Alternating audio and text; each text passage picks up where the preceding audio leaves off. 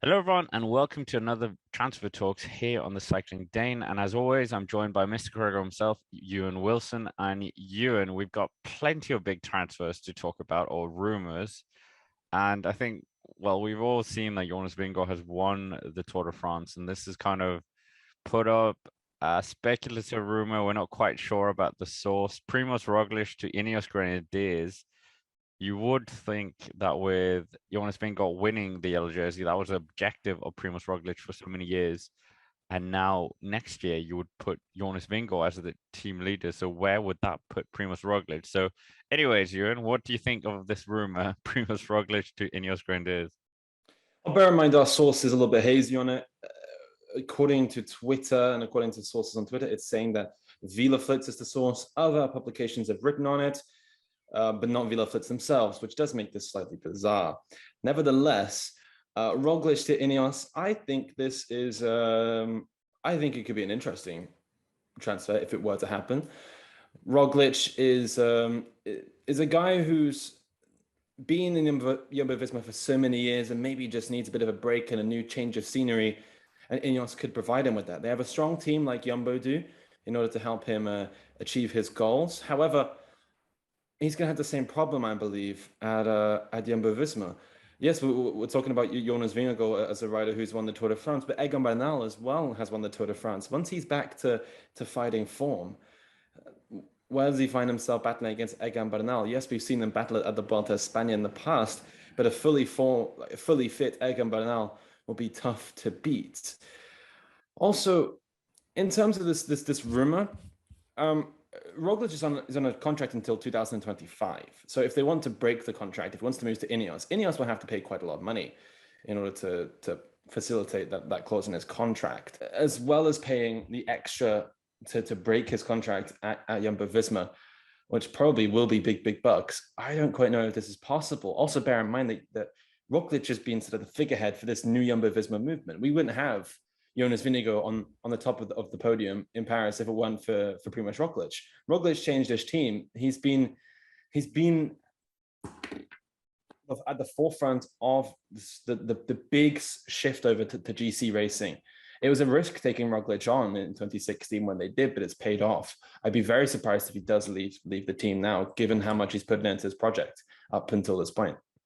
I mean, if he does leave for Ineos Grenadiers, the whole point is that he's going to get his own chance at the Tour de France, but he's not going to beat the likes of Tadej Pogačar, UAE, or Jumbo-Visma as well. So we'll have to wait and see what happens. Definitely an interesting story. But sticking with Jumbo-Visma, and Attila Valter is rumored to be going to Jumbo-Visma, as well as Wilco Kelderman, Ewan. Two very strong riders. Yes, let's begin with the Hungarian champion first, Attila Valter, who is rumored, according to Wielerflits, to be going over to Jumbo-Visma. He's just 24 years of age, currently a national champion. Sadly, he was actually caught up in quite a nasty training accident last week, chipping his teeth up in the north of Italy. But according to our sources, this is a done deal. It's an interesting move, actually, for Attila Valter. I wouldn't have expected him to move over to Jumbo-Visma, given that I would say he's been quite successful at Groupama. He didn't have the greatest Giro d'Italia, but I think that's more because he didn't have the legs on him.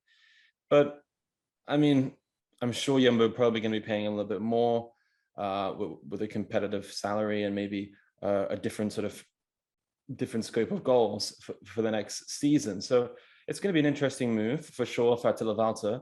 Yeah, I thought it was quite strange because we know Jumbo-Visma are such a rigid. Well, they're starting to become a more rigid machine. If you're not Wout van Aert, if you're not Jonas Vingegaard, are you going to get the chances that you want? And it looked like he was flourishing, like you said, at Groupama FDJ and had that bit more of an opportunity. But yeah, money talks. I just think he's going to disappear in Jumbo-Visma, to be honest. Yeah, he might, to be honest, unless he just gets thrown into this train if they sort of reimagine their Giro d'Italia squad, because at the moment, their Giro d'Italia squad is a lot of the young Dutch guns, the Cees Bol of the world. Maybe they want to put in new figures into that lineup so they can keep the Tour de France fresh for Jonas Vingegaard. Nevertheless, we're going to switch focus now to a Dutchman. 31 years of age is Wilco Kelderman, former podium finisher at the Giro d'Italia. He is rumored also by the source at Wielerflits that he'll be moving over to Jumbo-Visma on a 3-year contract after 2 years with Bora Hansgrohe. Bear in mind that Kelderman did begin his career at Jumbo-Visma, or Rabobank, as it was called at the time, before switching over to Sunweb in 2017. So this one, this one's a little more logical in terms of he's just going back to his old team. He probably knows a lot of the team staff there, a lot of them are still the same from the 2015-16 season.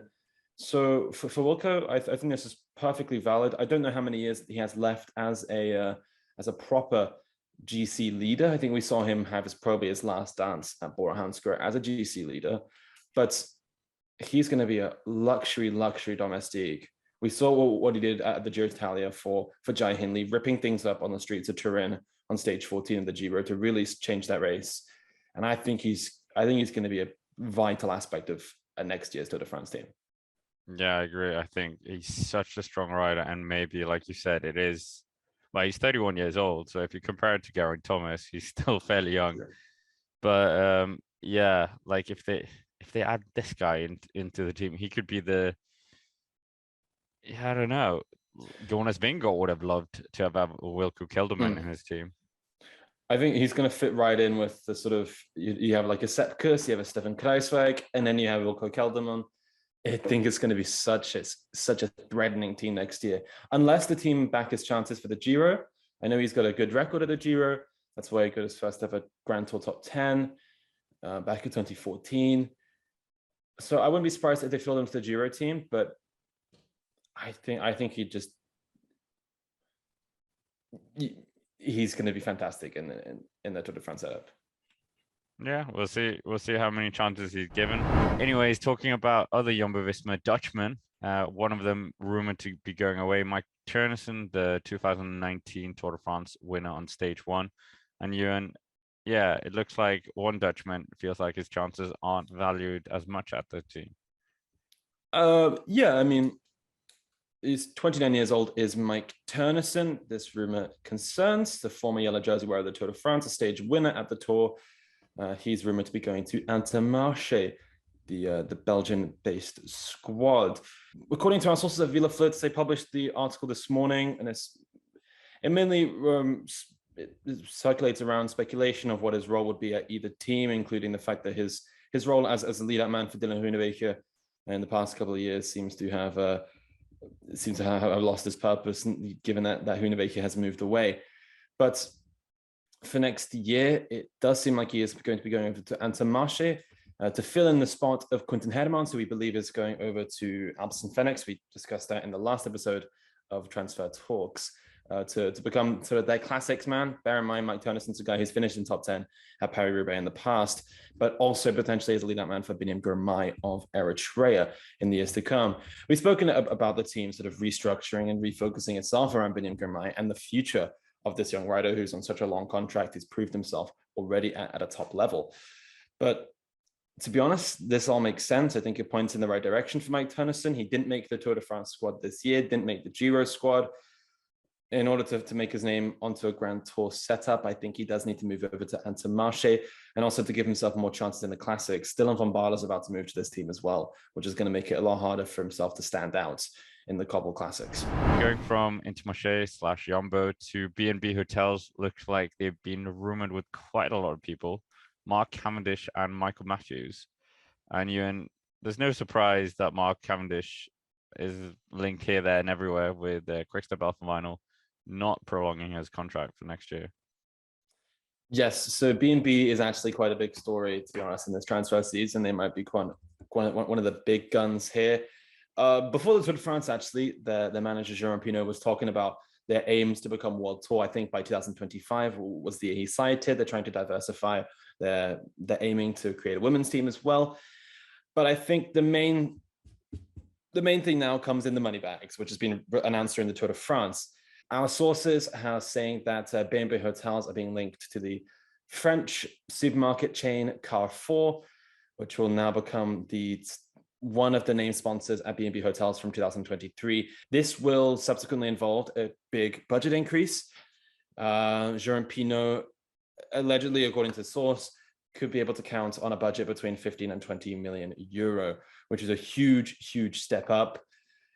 But also in the past couple of days, in the final week of the Tour de France, has also been announced that Anne Hidalgo, Mayor of Paris, revealed that there will be a partnership between the B&B Hotels team and the Ville de Paris, the city of Paris, which will also be putting their name onto the squad in the years to come, which I assume will also come with a budget increase. This also means that they are particularly active in the transfer market. We talked about Luca Mozzato extending last week, but now on Jerome Pinot's wish list includes Mark Cavendish, Dylan Teuns, Michael Matthews, and Alexis Vuillermoz, who are all on that list of riders. Mark Cavendish, one of whom, it was linked before that he was being linked to a French Pro Continental team. This would be the team in question, and I think this makes a lot of sense, to be honest.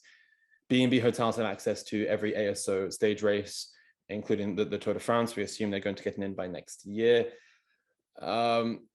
And to be honest, they have Luca Mozzato, they have Jeremy Lecroc, but these aren't guys who are going to be winning a Tour de France sprint in the next year or two. Mark Cavendish could be. So they definitely have a strong sprinting train. If they bring some engines in to help Cavendish as well and a bit of his little entourage, I think this could work very well. And I think Cavendish could actually get a stage win there. B&B Hotels need this sort of star signing to give them a little bit more direction. We saw this year, they didn't have that leading rider. Pierre Roland wasn't quite there. From Bonamont wasn't firing in the breakaways. Once they were all gone, it was a little bit hard to find the focus for them, but Cavendish could provide that. Yeah, and the other one that I mentioned was Michael Matthews, stage winner this year. Looks like he's disappearing from Bike Exchange after not that long. Yeah, what do you make of this? Because I thought the whole point of Michael Matthews going to Bike Exchange was for big opportunities, and he's kind of had that this year's Tour de France. But is he being threatened by Dylan Groenewegen, do you feel? Well, yeah, this is also a part of the wish list, so maybe take this with a pinch of salt, because our sources at Gazzetta dello Sport are also saying that Michael Matthews is on the verge of renewing with Bike Exchange. But if this were to happen, I think similarly this could be good in providing the team direction. I don't quite know if he's threatened by Groenewegen. A sprint Matthews could win is different to a sprint that Groenewegen could win. We saw in the springtime that he was comfortable leading out Caden Groves, his Australian teammate, who's more of a flat sprinter. So I think Michael Matthews is comfortable in that position. But wouldn't it be fun if he went to B&B Hotels? Well, you want everyone to go to B&B Hotels now to see them succeed. True. However, we do have a very strong rumor about a B&B Hotel sprinter, which we believe is on, it's quasi being sewn up, which is Cees Bol, who's leaving from Team DSM, as many riders have. The 27-year-old Dutchman will be joining B&B Hotels next year. But he's also had an offer from Intermache on the table, so bear that in mind. But Scott Cees Bol to B&B, this could be the kind of sort of the shift more towards the sprinters that this team was looking for. Yeah, and I mean, if they do get Cees Bol, does that mean their chance of securing Mark Cavendish lessens a bit? I agree with you to some extent, but I think there's another question to tackle here in terms of the team's identity. I don't know whether B&B Hotels, now that they're sort of, I don't know, they're losing their Breton identity. Of course, they're a team that's based in Brittany. They're called the Men in Glass. They have the Breton flag on all the sort of paraphernalia. They have a Breton-themed song written for the team. But given that they're now going to be picked up by Carrefour, which is a nationwide supermarket chain, and the Ville de Paris, like the Paris city, do they lose that Breton identity? Are they now trying to diversify? Cees Bol could be a good stepping stone to doing that. I mean, we saw that with so many teams when they step up. Israel Stardom Nation, they quickly lost their identity. We also had MTM Quebec. They quickly weren't an African team anymore with so many foreign riders. So yeah, it'll probably just be that again and be this kind of international team. So yeah, it will be a bit of a shame. But moving on, a rider that we did talk about last time, Stefan Kung, rumored to be, well, not rumored, he wants to leave Groupama FDJ. He's been linked here, there, and everywhere, but two of the strongest leads in a way would be UAE Team Emirates and Bora Hansgrohe. Both these teams would absolutely love to have a rider such as him, strong in the classics, good motor, and can potentially be some component of a mountain train as well. And both these teams looking more towards GC in the future years. So, Ewan, it seems like, yeah, a perfect fit, either of them, really. Yeah, so Ciro Sconimilli of Gazzetta dello Sport, who's usually pretty accurate with his rumors, is saying that Stefan Kung was under the radar of Team UAE, as well as Bora Hansgrohe. Both make an awful lot of sense. I mean, Bora, they're a super strong squad. I think he would fit into that GC setup to help Hindley and Sasha Vlasov, but similarly could have his own chances in the classics. We saw this year they didn't have quite that big classics engine. They have Nils Pollard, Danny van Poppel, but these aren't guys who are going to be winning Paris-Roubaix anytime soon. I think Koen could really provide that extra push for that squad. And for UAE, similarly, I think it's going to be quite a similar role in terms of the one I mentioned at Bora in fitting in the GC team, but also having the opportunity to chase classic success. He has a really strong engine, and UAE maybe don't have that spring classics engine. Yes, Matteo Trentin is still there, but he's also getting older and older. But we also, bear in mind, have another couple of sources and another couple of rumors and leads. One of which is Team DSM, which are also linked to Stefan Koen, which would be interesting given that every rider seems to want to leave DSM. But also Trek Segafredo, which are in a good position to sign Stefan Koen, apparently. Scott, in terms of Trek and DSM, which one do you think is the most promising?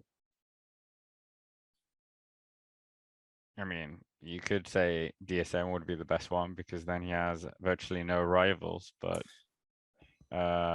if you go to Trek Segafredo in terms of the classics, they've got Jasper Stuyven, they've got Mads Pedersen.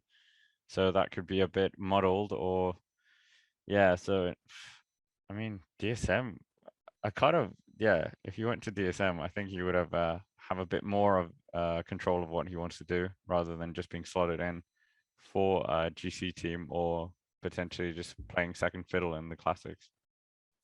That's true, to be fair. That is true, that maybe he'd have more freedom and chase down success. But I'm not quite sure if DSM as a setup, whether it'll work for Stefan Koen. It hasn't worked for so many different riders. I don't want to see him fade into obscurity once he signs for the squad. Just before we finish, there's a few confirmations and extensions. Eddie Dunbar confirmed to Bike Exchange Jayco. Nairo Quintana has put speculation behind him by extending with Arkea Samsic, and Simon Yates equally has extended. So anyways, that's it for our third episode of Transfer Talks this season. Make sure to check out the 2 previous episodes. Comment down below if we missed anyone out and what your thoughts are on the rumors and if Roglic should go to Ineos Grenadiers. But with that, thank you very much for watching, and of course, have a nice day.